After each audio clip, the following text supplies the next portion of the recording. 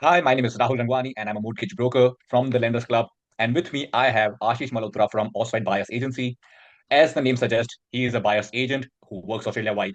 But what the name may not tell you that he is a really good buyer's agent, a really great property consultant who has helped a lot of my clients and the group members. And today, yes, Ashish, we have you over here. How are you? I'm good, Rahul. Thank you for just bringing forward the opportunity, and thank you to everyone who's asked these questions, and that gives us an opportunity to answer those. Perfect. Yes. And when Ashish says questions, he means from the Ask Me Anything post that we did on the Facebook group regarding first home buyers and owner occupiers. So we got plenty of responses for that, Ashish, as you know, that I've shared the questions with you. And so nice of you to jump into this call with me and answer the property related questions, the strategy related questions, any questions which are not related to finance. And, so great to have your insights on these things. So we will just jump into that straight away then. Works well. Perfect. All good. So we got plenty of questions, and one of them, which we got a few different versions of, was what are the schemes available for first home buyers? Now, I have made the post for first home buyer schemes in the group a couple of times. And the second time, which I made, which is quite recent, covers all different schemes from all different states. But the major ones that I would like to cover again and reiterate again, which are common across the board, are these schemes. So, number one, the first home guarantee scheme. The first home guarantee scheme basically allows everyone, permanent residents and citizens of Australia, to buy a house with just 5% deposit and no LMI. LMI is lender's mortgage insurance, which is incurred if you buy a house with less than deposit of 20%. So the LMI part is usually 2 or 3% of the purchase price, which is quite a lot. So it takes more time for you to save that much more money to get into the property market. But with this scheme, government guarantees 15% of the property price, and you pay just 5% deposit, and you're able to buy the house with that. The other scheme that So, there is, Ashish, did you want to add something to that? Yeah. yeah, I think just a question. I believe these schemes are dependent upon the single earning and the dual earning household incomes, right? Yeah, exactly. As you mentioned, that there is eligibility criteria for these things. For a single applicant, the threshold for the limit is $120,000. If you earn more than that, and if you earn more than that in the last financial year, not the current year you are in, as per your notice of assessment, if it's under 120,000, you are eligible for that. And for the couples, it's $200,000. Yeah, So awesome.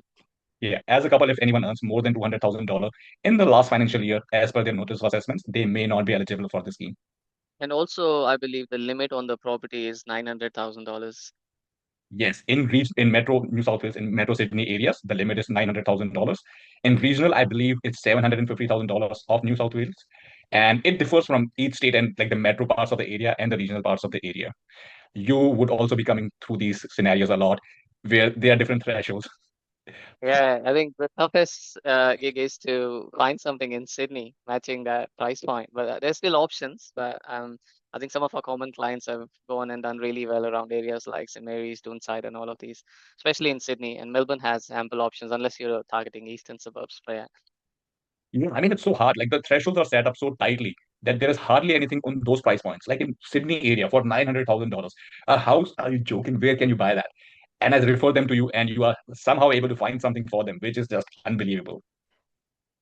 it is tough. But I think it's equally it goes back on people who are searching as well. If they are accommodative of certain um, cosmetic issues that they can let go of, then yes, that gives them sometimes and it's a lower entry point in the same market, which definitely is a benefit. Plus, a lot of people these days are just after apartments, which makes it much easy. But apartments also, then it depends on the requirements in which areas of Sydney they're after.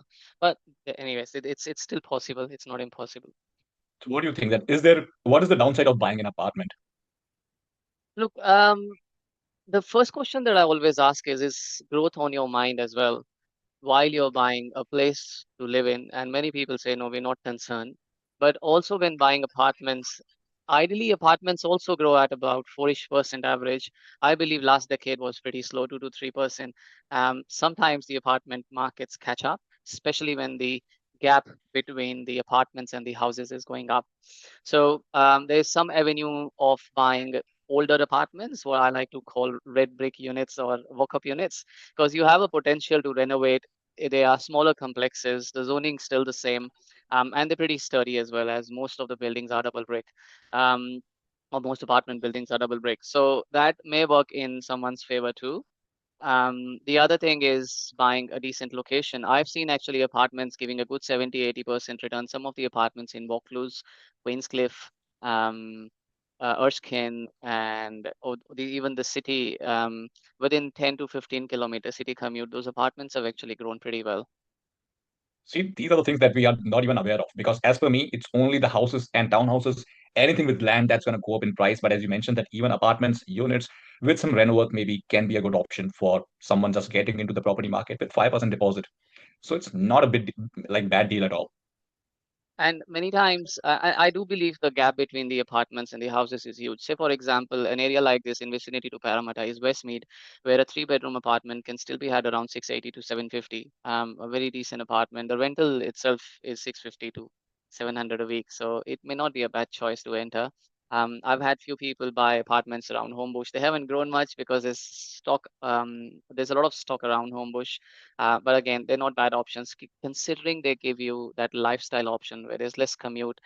Your family gets that early start for initial 5 to 8 years. And when the family is growing, it's not going to be a permanent home. You can always move out and upgrade. Yeah, that makes sense. Like, yeah, you just get into the property market one way, and later on, when you have uh, better options available, your financial position is better, you can just always upgrade. That's good. Absolutely. And now let's go back to the schemes that you were explaining. Yeah. And because it's also about the entry point, saving deposit is a little bit higher. So there is one more scheme, which is called the First Home Super Saver Scheme. Now, by that scheme, how it works is that whatever contributions your employer is making towards your superannuation, if you're making any additional contributions towards that, then you can use those extra contributions towards the deposit of your house. And a lot of people don't understand how does that even make sense? How does that even work? Like, why can they just not get the same amount in their bank accounts as salary and then just use it?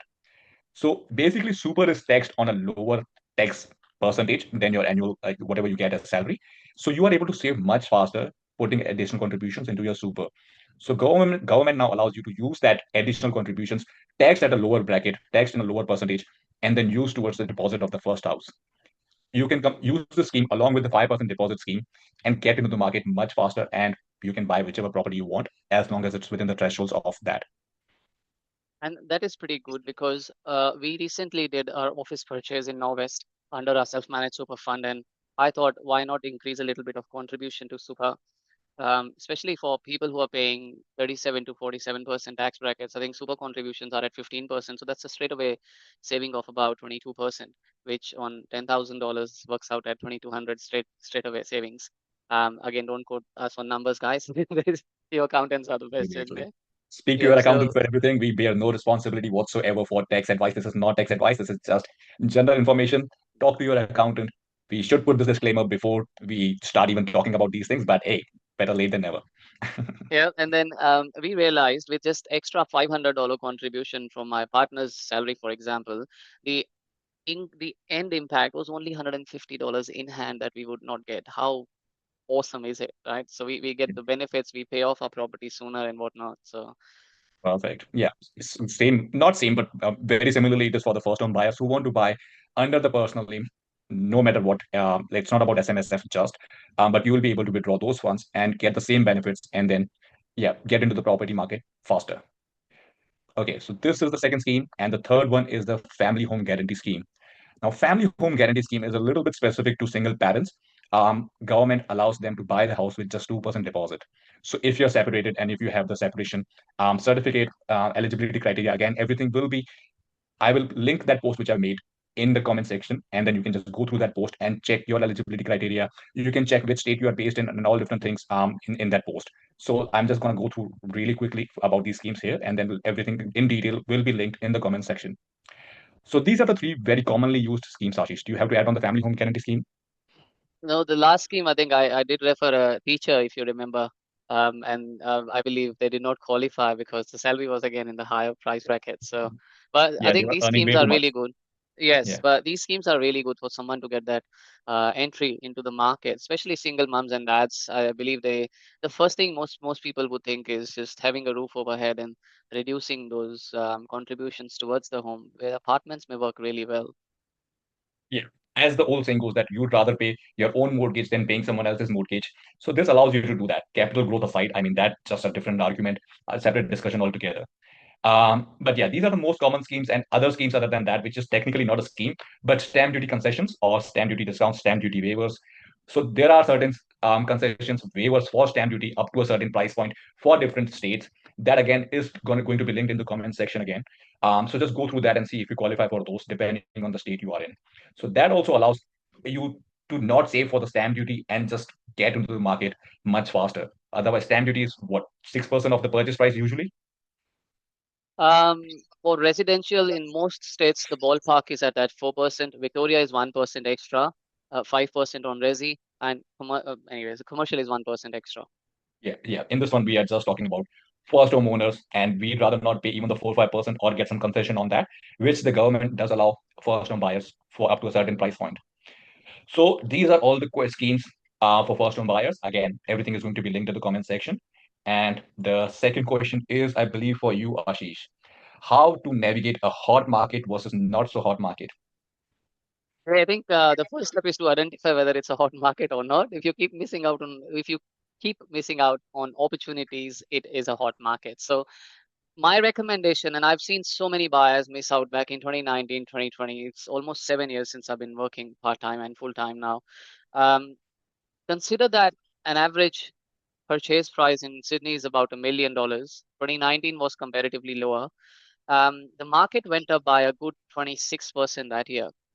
So that same $1 million property, even if you would have taken about 6 months and a 13% growth would have been $1,130,000. So a lot of times buyers can't convince themselves to pay this much for the same property. If you have to pay 50,000 higher in 2 or 3 months, we just can't convince ourselves, right? And unfortunately, many agents add to the plight where they are underquoting the properties and you feel that you are overpaying. But it is good to know that the markets are hot, and what's more important is early entry into the market. So in such markets, leave alone your requirements, have just a quick 1, 2, or 3 major items. If a property qualifies for your major items, just get into the market as soon as you can. And in 1 or 2 or 3 years, when you've ridden that wave in the same market, then it's still comparatively easy to sell and then buy, right? But you've got that growth, and this is how you have to navigate in a hot market. In a cold market, again, I believe there's still a bit of confusion as to which property to buy and how much to negotiate. So in cold markets, I believe you get some advantage where you get opportunity to get the right property. Um, and at times there's good negotiations as well. Now, do keep in mind we're negotiating on $1 million assets or $500,000 assets. So negotiations should happen accordingly. And I've seen most agents can squeeze an extra 2 to 3% from a buyer. What happens with the buyers is they are in the market for quite 3, 4 months and then they get disheartened and then they'll pay for the right opportunity, just saying that, okay, let's just pay and get him. And that's what most of the times I've seen happen. But again, navigating hot market and not so hot market, one is identifying the market, and second, a quick entry, especially in a hot market. Let go of few items. Don't be very fussy. Pay the right price on the property. Don't go by what the agent is quoting, but look at the sold section of real estate and see what the properties are being sold for in that area. There is usually two aspects in valuation: your land and the build. Most people miss out on the build because build also is split in three parts: the footprint of the build, the age, and the quality of inclusions. You have to pay for everything. If someone has put double glazed windows, they would fetch that extra $20,000 as compared to the other home. So the key is knowing why you're paying extra rather than thinking that you're paying extra. And when it comes to land, again, looking at the size of the land, location, and the price point. A lot of people would say we need 500 square meter land, but you know that you'll get 500 square meter land in outskirts, not in sometimes not in the suburbs or middle ring or in a city suburb. So you always pay for the location. But yeah, just in a nutshell. No, that's pretty good. I mean, especially when you spoke about hot markets and then people just getting stuck in analysis paralysis and they just miss out on a lot of different opportunities which are good. And they just think, are they paying more? Are they paying the right price for that? And they just forget that, okay, it's a hot market. That's also something to be considered. It's better to just, let go of all the requirements and then just stick with the basic ones, which are quite necessary and important to you. Proximity to the children's school, your commute, how long that is from the workplace. These are some things which are, I think, are very important. But other than that, if you just get stuck on the like the superficial stuff or the aesthetics of the house, sometimes you just have to let go some of these things in a hot market. And then this is not going to be your ultimate home. This is your first home, and then just get into the market and then upgrade it later on. You can always do that. This is not something forever. So I believe that is what the point here is. And a not so hot market, as you just mentioned, yeah, it's a buyer's market. You should be looking for a deal, a bargain, and look at the comparable sales and try to negotiate a bit more, which usually works out because that is what a cold market allows you to do. That's the benefit of that. So yeah, pretty good information, Ashish. Third question that we have over here: how do I leverage equity and buy an investment property or an owner-occupier property? So in this question, again, this falls under the finance section of this webinar or the video. So regardless of whether it's an investment property or an owner-occupier property that you're buying, first we will just discuss what equity is and how you can leverage that. So equity is basically the amount, the valuation of the property that has gone up minus the loan amount. So that is what the equity is. So let's say you have a house of which is worth about $500,000, and your current loan is $300,000 on that. So you do have 200,000 in equity. That's fine. But banks do not allow you to access all of it. Usually, if you don't have to pay LMI, they will go up to 80% of the valuation. So of 500,000, 80%, 400,000 minus the loan amount, 300,000. So 100,000 is the difference, which is what we call usable equity. This is what you can access to, and this is you just go to the bank and tell them that this is you just want equity of this much amount. They will do the valuation for you. They will tell you how much the usable equity there is, and you can just get it as a separate loan on top of your loan and use that towards the purchase of the new property that you intend to buy, be it investment, be it owner occupier. This is the way how you use and leverage the equity in that. um, Now you can even go above 80%, but then again on that LMI will be incurred in most cases, unless you are eligible for one of those professions where you don't have to pay LMI. But yeah, this is basically how you leverage and access equity in your current property to buy a new one.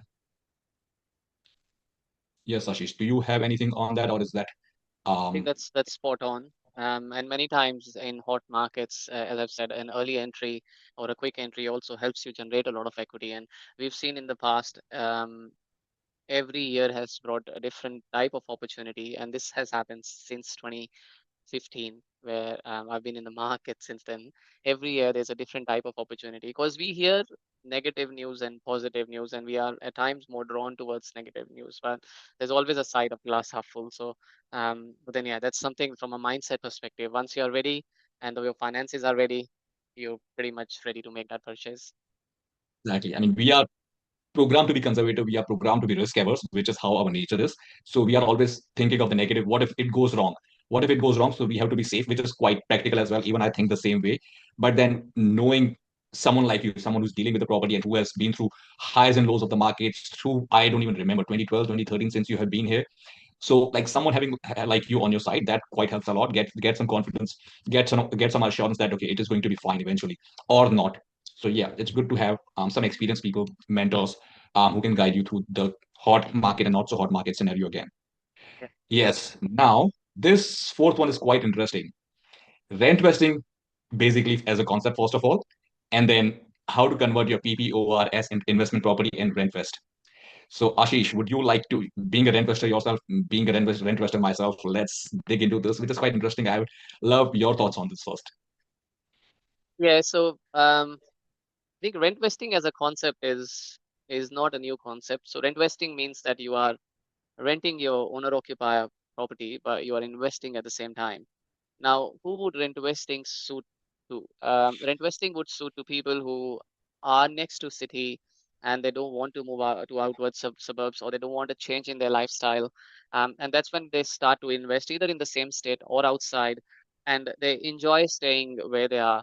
Um, I think for such people, there's only two drivers: one, a comfort and convenience or lifestyle, and second, financial driven mindset. So, from my perspective, for example, we started with a more financial driven mindset. Right now, I live in a property which is a good 2.6, $2.7 million, and I can walk away with just paying 2.5% of that purchase price as a rent, which again is not a bad option considering I don't want to compromise on my lifestyle.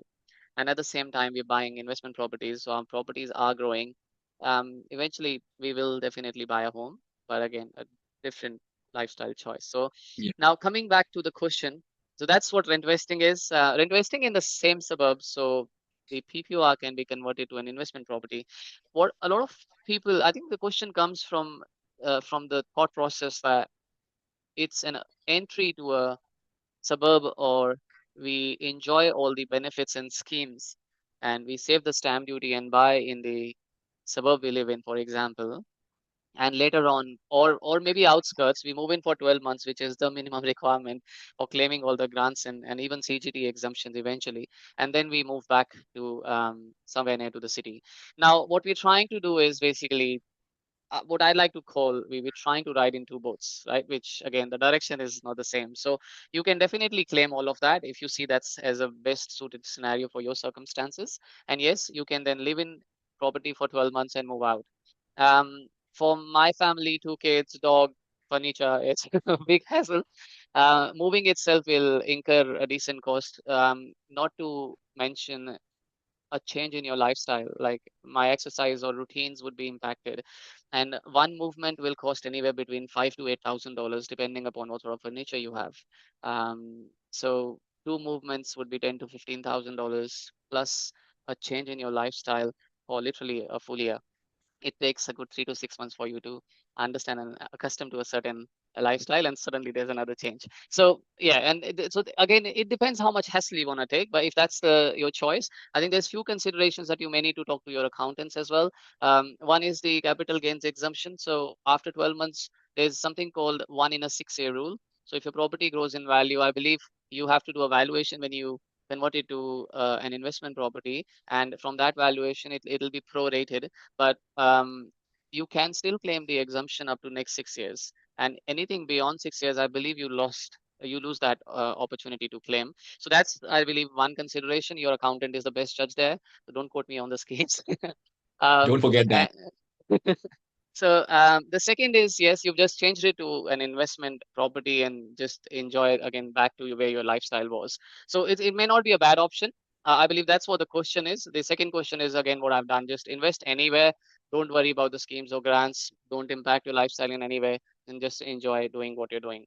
So I hope I was able to answer everything. Rahul, does anything comes to your mind? Yeah, I mean, you covered most of it. Just rent vesting is basically, as you mentioned, you still keep to still like in a city like Sydney. If you want to buy a house, it would be at least $1 million, and at best, you would buy a really old house with some like, old builds, some maybe defects in that, when you can just rent in a really better place than that and pay the same amount as your mortgage, or even less than that in certain cases. Even when the interest rates start to dropping down, the repayments would be like a little bit lower, but your rent will also be not as high. So I believe that rent vesting has a lot of benefits. You can save that money, buy a property for much lesser price at a lower price interstate somewhere, as I do as well as you do as well, and then just enjoy the capital growth in those locations rather than just paying higher mortgage in a house which you don't even like to live in. So yeah, rent vesting is a great concept. And then again, you can just, if you want to convert your PPOR to your interest in investment property, you can always do that. Have a chat with your accountant, talk about tax deductions, what benefits you can do that by doing it, and where should you, like, what should your rent be in order to get some benefit out of that. So yeah, I think that's what it covers most. Like that covers this question basically. Okay, now the next question is, what if you do not qualify for first-term buyer schemes? So a lot of people are on higher income than $120,000 and couples income more than $200,000, and then they don't qualify for first-term buyer schemes, or maybe they just there are certain eligibility criteria in that which you do not qualify for. Like the house you want to buy in Sydney is more than $900,000, which in most cases is how it is. So you don't qualify for any of those schemes. So in those scenarios, you just need a little bit more deposit. So you can go up to 98% of the owner occupied house as a loan, and you basically have to pay. You have to just pay 2% deposit. But in those cases, LMI is also involved. So LMI basically on such a high LVR, loan to value ratio of 98%, is about 5 to 6% of the purchase price.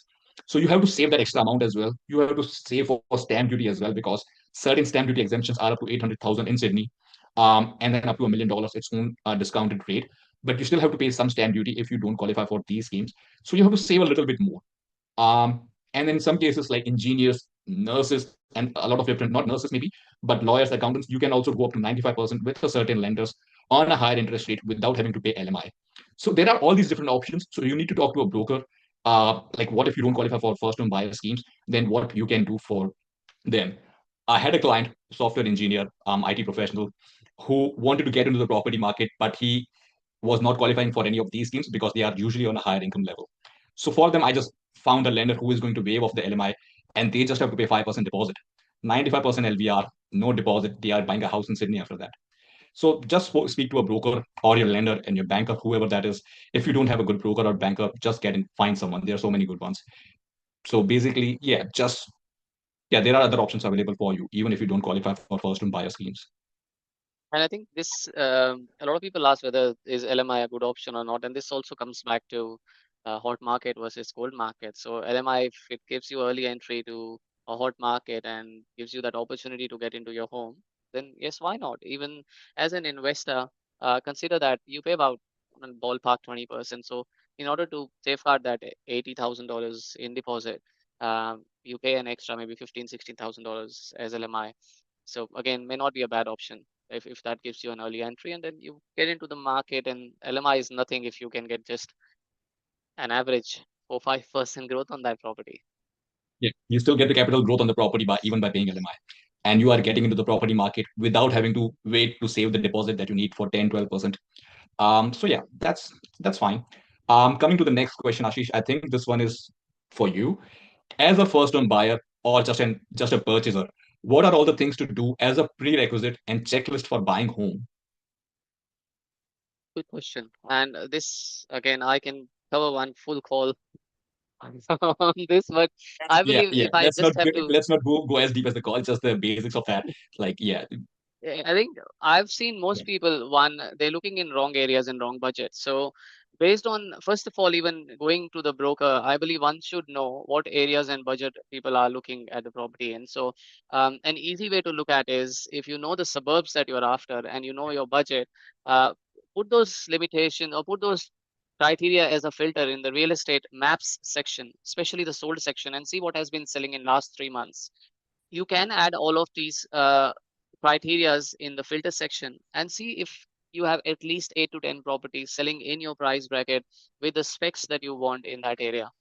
Um, Also, you have to make sure those properties should not be facing major roads or whatever your main criterias are.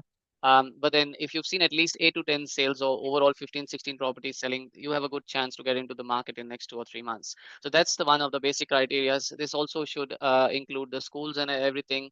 Primary schools, not a lot of people think, but Catholic schools, the fees is anywhere starting to $3,500 a year to even a high schooler about 11, $12,000 a year. So sometimes it may make sense to be in a Catholic school rather than paying a fortune into a very premium school and you're still not getting entry there. So once these things are identified, you then go to the mortgage broker and tell them this is the sort of approval that you're after and For these that, are the let me just tell you, areas. this is no education advice. This is no schooling advice either. Whatever lifestyle suits, whatever you want to do that. Whichever school you prefer. Sorry, go on. Yes. Yeah, because being dad to two boys, one is a high schooler, one is a primary school going kid, and an owner of a 13-month-old American bully. So I know, like you need that walk, path, streets, reserves, sports, so many facilities, and you just then try to find an average as to what you can do. Um, so yeah, that's the first point. Second, getting the pre approval sorted with your mortgage broker. Look, I personally feel even if the broker has given you that, yes, you can get it. I'd suggest start with a pre-approval. You don't have to renew it often, but one pre-approval can get you that idea. And most people should be able to lock in a decent property in 2 or 3 months. So don't get disheartened. Keep searching. People miss out on a property and then they leave the search for next 2 or 3 weeks. However, your efforts should double up, is how I perceive, because if you miss out on, you are not getting the best of the markets there. So And from that point, sorry, let me just add that when you say that get a pre-approval done, because first-time buyers or just an owner-occupier, whatever your condition is, I believe that you should talk to the broker because it's like if you're going out shopping, you need to know what your budget is. So the broker just decides that. The broker finds out your borrowing capacity. He calculates how much savings you have, how much stamp duties to be incurred, and he gives you a whole plan of that. Like, okay, with these different lenders, this is your borrowing capacity. And then once the pre-approval is done, it's such a safety net for you that okay, the lender will give you that much amount even if you like find a property that you like or not. So it's a big safety net, and you can also go and see if you qualify for any schemes, that the ones which you mentioned earlier on, because there are so many different eligibility criteria, and these are government related schemes. So in some of them, you do need to book a spot before you are able to like go ahead and actually just be confident that you only need 5% deposit for that. So there are certain spots allotted for first home buyers. So this all is involved, which your broker would be able to find out and tell you and do it for you. So this, like, getting your budget, knowing your budget, knowing which schemes you're available for, how much you have in the pocket right now before you go and just try to shop whatever you want for. So this is also yeah, included in the same point as you mentioned, Ashish. Yes, and I also recommend taking a full pre-approval because I think you can definitely buy less than use that an amount less than that pre-approval. But if you have to go higher, you again have to go back to the bank and through the same cycle.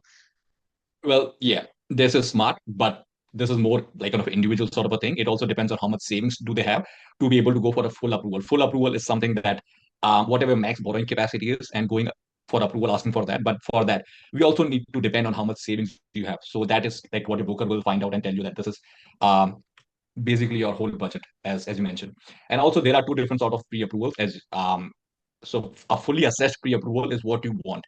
Otherwise, most of the lenders these days are giving us what we call a system approval. So basically, anyone who puts the numbers in and does the application, the bank just generates pre-approval in 2 minutes or maybe 15 minutes and gives you that, yes, you can buy that. But they don't check it against the policies. They don't just, there's no human assessor involved who's assessing you as per what the bank's eligibility is, bank's policies are. So fully assessed pre-approval, which a lot of lenders do, you need that for your first purchase at least to make sure that the bank will lend you that much money when you go and hand them the contract of sale once you finalize the property. And that is spot on. And then the further checklist, yeah, just making sure we have a conveyancer in place, a mortgage broker, making sure we know what we need to get done. Most things is finance and putting the conditions in. And at times, the agents will ask you to put in a 66W, which is called in New South Wales, or going with an unconditional offer, especially if the property is listed for auction. And I think most times you really have to be careful around buying at auctions. So getting your pre-approval in place, all your ducks in line, getting the building and pest sorted, and also understanding and assessing the repairs that you may have to incur after buying that property. So these are the few things that I would look at. And finally, making sure we're doing a pre-settlement inspection as well. Again, I think conditions is something that are really important. At times, conditions may give you a little bit of an exit as well if you're not happy with the property. So these are definitely few things that I would look at from pretty much inception to you move in. Also, the movers at times I've seen you may have to engage 3 to 4 weeks early. Um, if you are selling and buying, and this is the most complex because when you're selling and buying, you're managing a lot of moving parts, and you're selling your you first finding a property, understanding if the market is feasible for your needs. Once you start to explore opportunities, you need a longer settlement so you can then go back and sell your property, but at the same time get the valuations done on your property and making sure and asking the agents what's the average days on market looks like in that market for your property, and then if needed negotiating an early movement into the new property that you bought. It's called yeah, I Simultaneous actually setup. forgot. It's no, it's not just simultaneous settlement. Is there's something called rent to I think rent. Just it's an early. People can move in early. There is an option like that. I just forgot the term, but we've done that for many of our Is clients. it not And rent to own? no, no, No. no, not rent to own. So while you're waiting for the settlement, you can move in 3 or 4 weeks early, and Okay. that gives you that potential sometimes to stage your property and just move out. You can also move your furniture, just have a bare minimum with you, move the rest in containers. There's a lot of options like these, but again, you won't know until at least you start talking and exploring options. But Well, that's um, interesting. Yeah, I did not know that you can rent the place that you are buying in case you have to sell your place or move out of your current place for XYZ reasons. Whatever lease is ending, if you're selling your property sooner, you can also find accommodation in the same place just by renting it. That's interesting. so there are a few options. One, you're selling your property and you can rent back after the sale for 4 to 6 weeks, or you're buying the new property. You can negotiate an early moving in by adding those clauses. It just depends on your negotiation skills and what works in your best interest. Rahul, on that point, I'd love you to just give a little bit of an insight on something called bridging loans, which helps people buy the property first and I think then sell within 12 months' time. Would you like to just give an idea on bridging loans as well? I can quickly go through bridging loans. A lot of lenders are not doing that anymore. There are certain lenders who are really good in this space. So basically, they just allow you to sell your place right now and give you either a time of 6 or 12 months. Um, to, like, like you can buy it right now and you have 6 or 12 months to sell your current place. So that's the bridge between selling your current house, buying a new one, and just, like, having, because you sometimes don't are not able to sell instantly. Sometimes it takes longer than that. There is no buyer, XYZ, whatever reason there may be. So bridging loan allows you that sort of flexibility, where you can just, like, buy a new house right now, and then like, you can move into your house or just keep it as it is. You are buying the new place, and you have 6 or 12 months to sell your current house. So the interest repayments are also worked out in an easier way, where you can just, um, in an easier way, so that you are able to make the repayments on both the properties at the same time. So this, in a nutshell, what a bridging loan is, which is quite a good option if simultaneous settlement doesn't work, if security substitution doesn't work. But there are three different options, basically, how you can work out that scenario if you're buying a property and also want to sell your current house. It's amazing how someone who has that skills or insights to insider knowledge of being in that trade, what sort of diversity of products and expertise they can bring to the table. Because our next question is also on the same sort of a type of loan, which is called a guarantor loan. So would you also like to add something on that too? Yeah, absolutely. Guarantor loan is such a nice way if you have parents or an immediate family member who own a property, who, like, their property has gone up in price, they have equity in the property. So you can, without having to wait to save the deposit, you can, the guarantor or the family member has to allow you to use their house as a security for the deposit, stamp duty, and all these other costs, and use their house as a security against that. So lenders will calculate, as per your borrowing capacity, how much you can draw out equity from those places, and use as a deposit for the purchase of your new home. So that is how this works. Basically, it has to be an immediate family member, a parent or sibling, who will allow you to do that. And then, yeah, basically, you can borrow up to 100% of the purchase price of the property, plus the cost involved in that. So by doing that, you don't even need to pay LMI. So you save that, and your family member is just basically being the guarantor, and the security is being used as basically an additional security, where you can use the equity, for the purchase of a new one. So we do get a lot of these scenarios as well. And we usually go for a 20% from the existing house, from the parent's house, and the cost involved for the purchase of the price.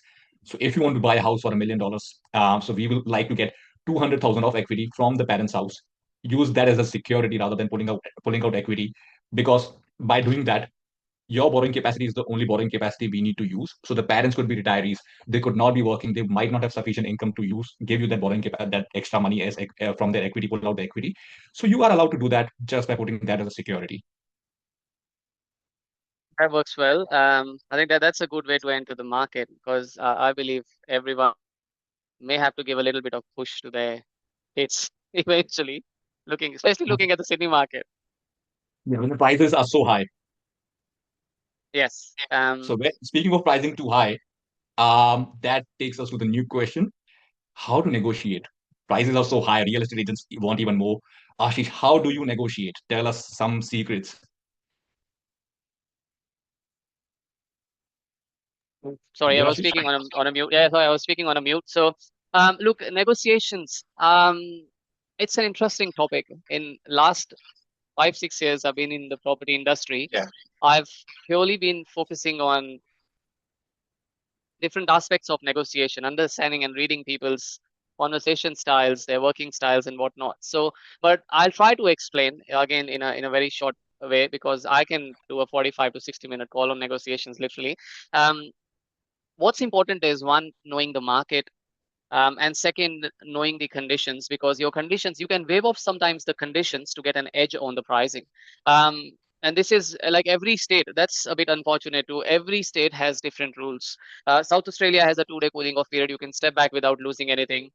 Yeah, so then understanding the rules is really important. And Sydney, Melbourne, and Brisbane have 5 and 3 day cooling off respectively, right? So as I've said, you can waive off sometimes certain conditions to get that edge in negotiations. Most important thing is knowing the price of the property. Most people start to lowball just by looking at what the agent has listed as a price, and I'll usually go back to the agent, and if the price doesn't match based on what I feel the right price is, and previously I did cover the valuation front, right, how the valuation is done based on the land and the bill, and those so I can use all those parameters to figure out whether the property is quoted at the right price or not. And if I feel the agent, and 2 out of 10 properties, I feel the agent has overquoted at times.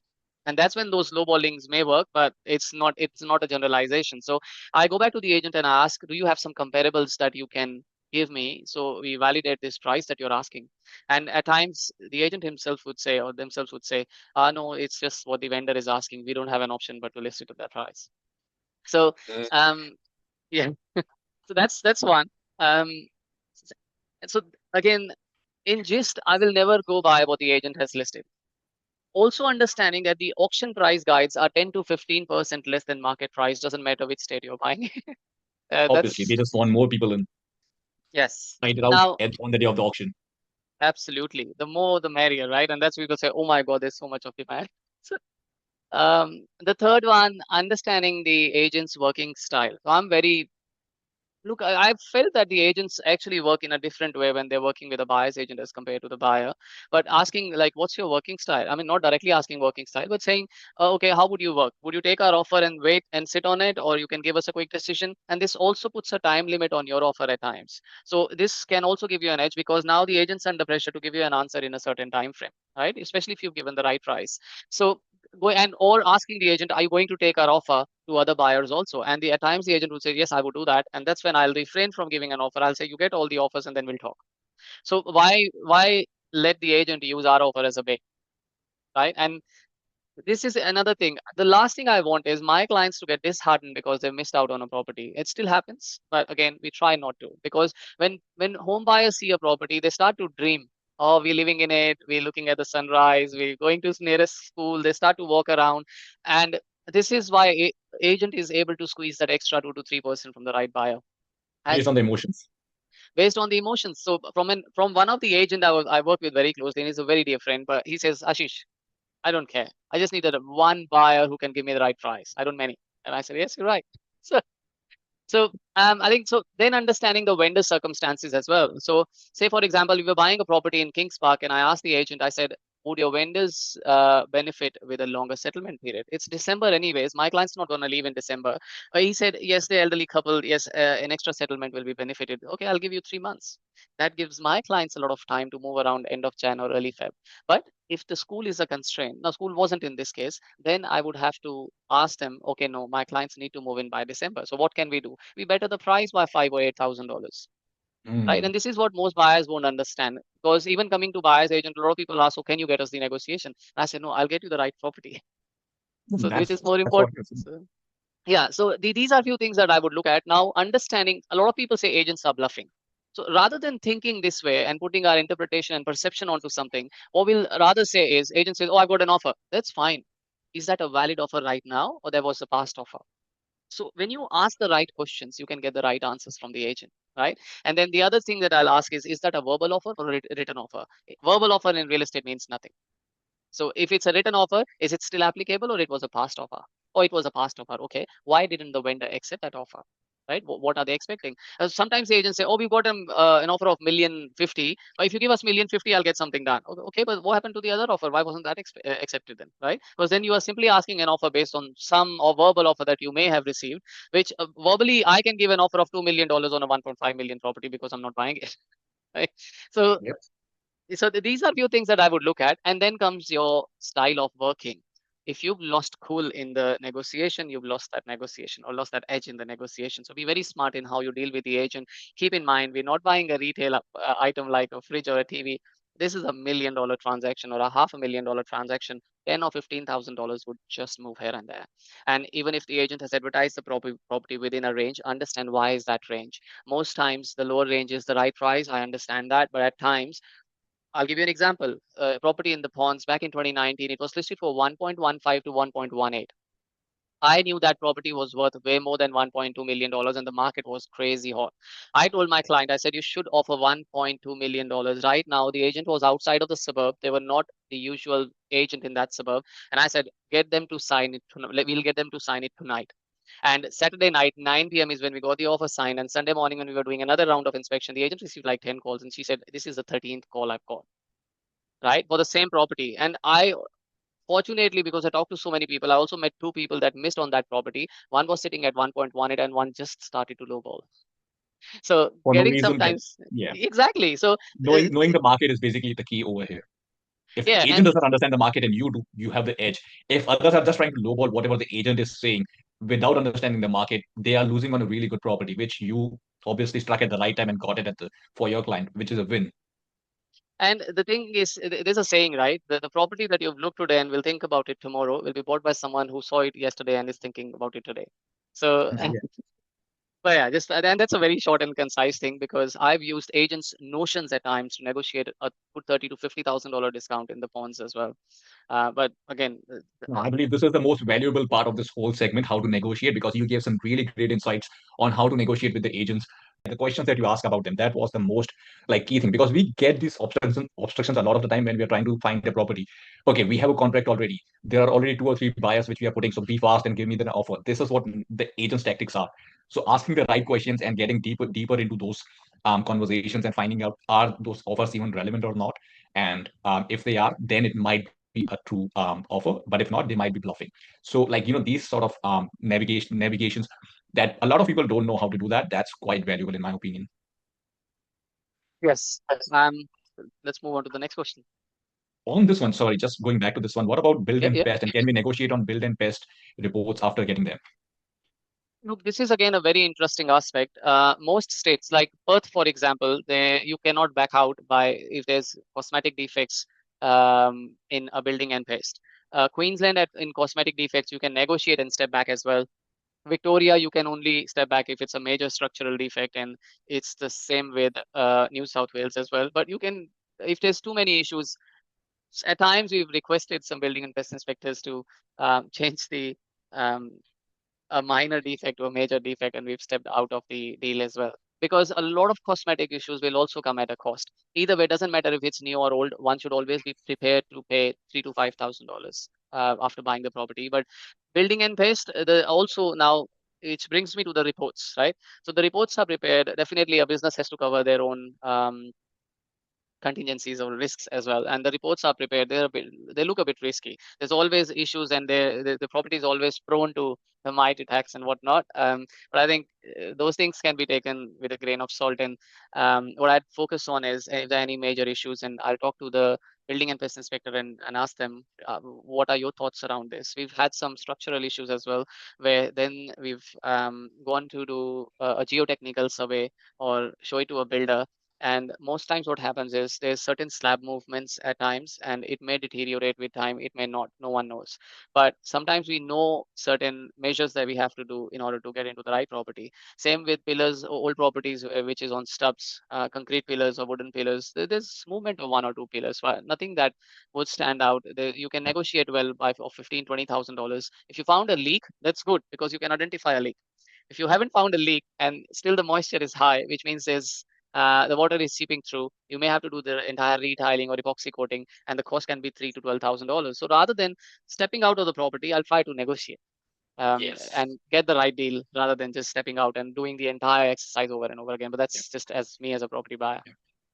No, that's that these things are good to know that certain negotiations are still possible, but not as much as we think the build and best report can do in favor of us. It is just mostly to find out the leaks and then be prepared once we move into the property.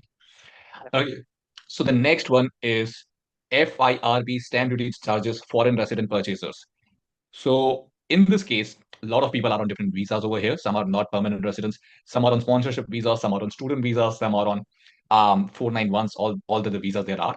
So yes, there are mostly lenders for each visa type. Not each, but there are certain lenders for certain visa types. Which depends again on how much the visa duration is, what visa you are on, how much LVR would they allow and lend you at. So for that, all this thing is secondary. The first thing is the charges and the additional permissions that we need for a foreign buyer to purchase a house in Australia. So if you have a visa and you do have to pay FIRB, their fees, you have to get their permission, which is the Foreign Investment Review Board. So with them, the charges are about 42,000 if it's under $1 million property. If it's just land and you want to build on it, that's where the loophole comes into. That you just pay 14,000 for the stamp duty or for the FIRB for land, and you can just later on build on that. And because you are just purchasing the land, the stamp duty surcharge is also low. Stamp duty is also low. So you can save a lot. This is what all my clients are doing who are on 491 visa. They are rather going for home and building like later on that. So they are just buying land and build either separate contracts or just land now and then they are trying to build on that. So by doing that, they are saving 20,000 on FIRB itself. Rather than paying 42,000, they are just paying 14,000 surcharge. Stamp duty and stamp duty and surcharge is just based on the land price. So they are all like saving a lot on that as well. So by doing that, they are able to get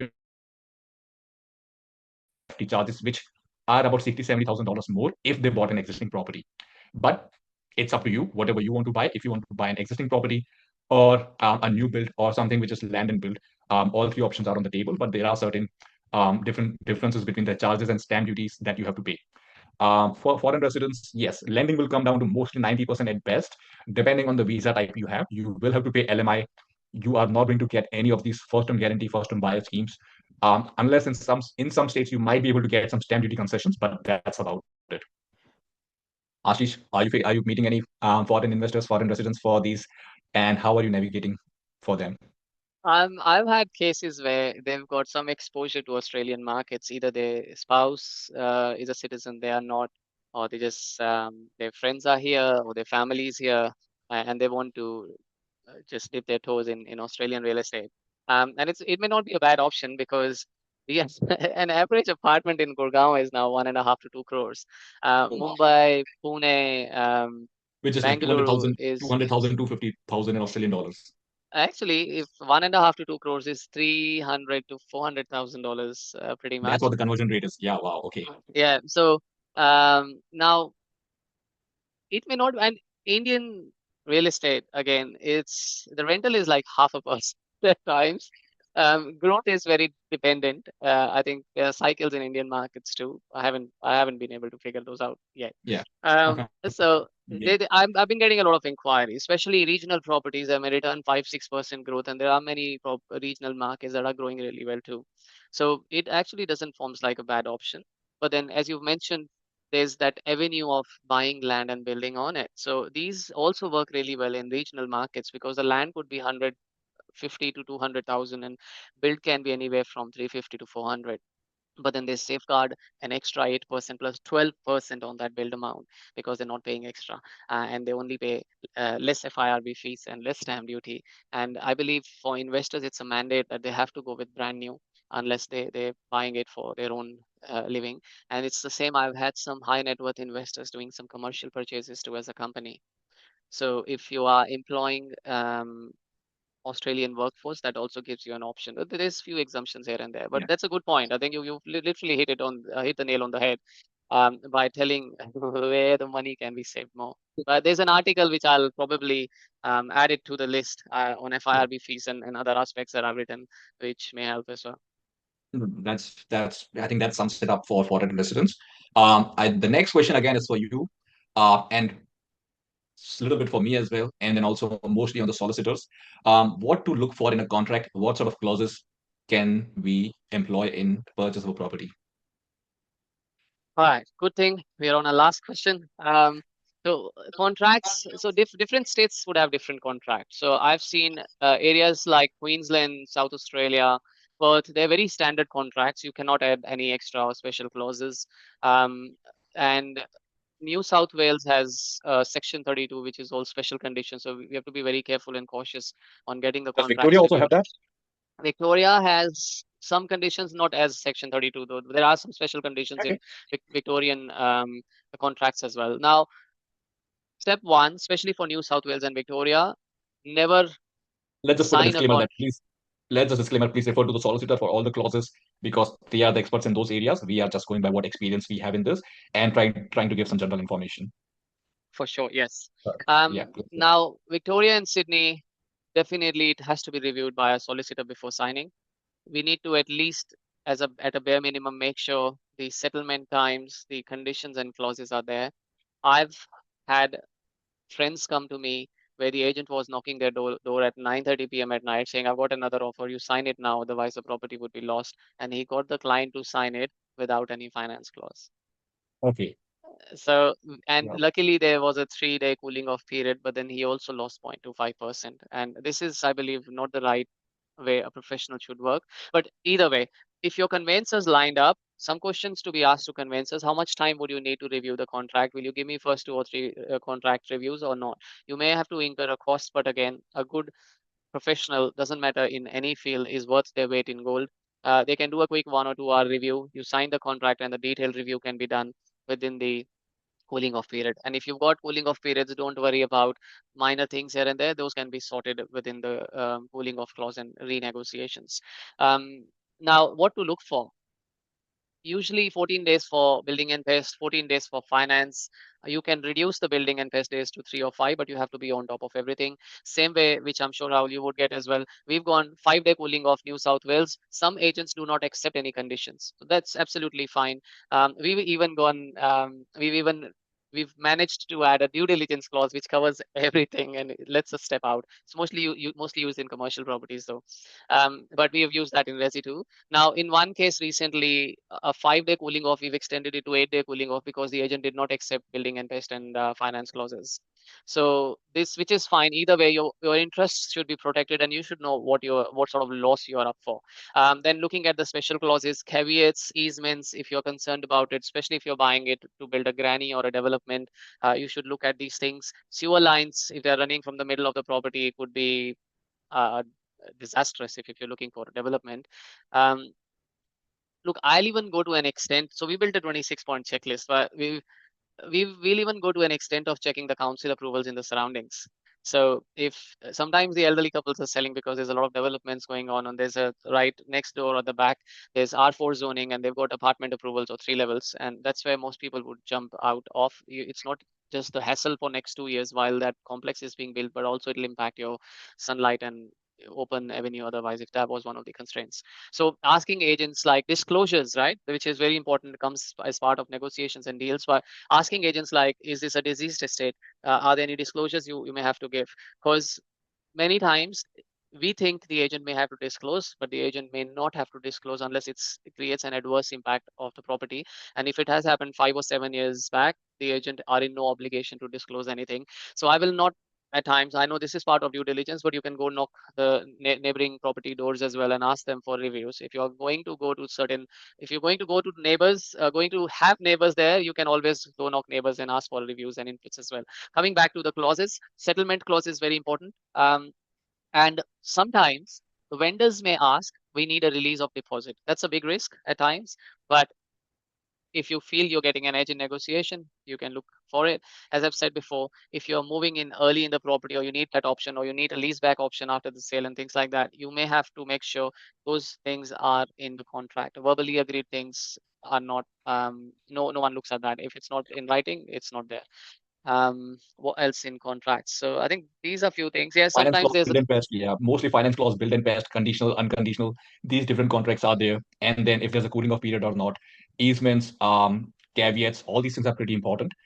Settlement clause is obviously the most important one, but as always, get a solicitor conveyancer. You are going to need a conveyancer regardless, because it is who they are the ones who's going to be communicating via PAXA portals through the lenders if you're getting a loan, and communicating with bank solicitors and getting the transaction done for you, telling you how much stamp duty, how much additional cost are there for the settlement. So yeah, these things are going to depend a lot on the solicitors and conveyancers. And is there any other clause that we missed out on this one? I don't think we miss any clause. Just one thing, insurances. So many times especially in Queensland contracts, it's written that the buyer is responsible for the property from the day of the signing contract, not settlement. So Yes. Queensland, South Australia, and you are responsible for the property pretty much from the day of signing. And the rest of the states, Perth, um, New South Wales and Victoria, you're responsible for the property from the settlement, Yeah. unless explicitly mentioned in the contract in any other way. So you have to be very careful and cautious, and that's why even properties at auctions, you can actually negotiate settlement terms and deposits, but that has to be done prior. A separate contract is prepared for you, and if you win at that property in the auction, only that contract is signed. So you have to make sure you're signing the right contract there also. Good. So even in auctions, you can have some sort of conditions if you already have communicated and negotiated that prior to the auction. Yes, Good. spot on. No, no, that's perfect. I think we have quite a session on our hands, and we have covered a lot of questions, mostly every question that we had so far. And we have kept it like for all the people, not the specific questions the particular person asked this question for. And yeah, I mean, yeah, great insights on this. And I think we should just wrap it right here. What do you think, Ashish? Anything to add on this? Yes. No, not really. I think everything's we've covered everything, and hopefully next can be a live session based on this, and we see how we go. Sounds good. Let's aim for that. Awesome. All good. Yeah, let's just stop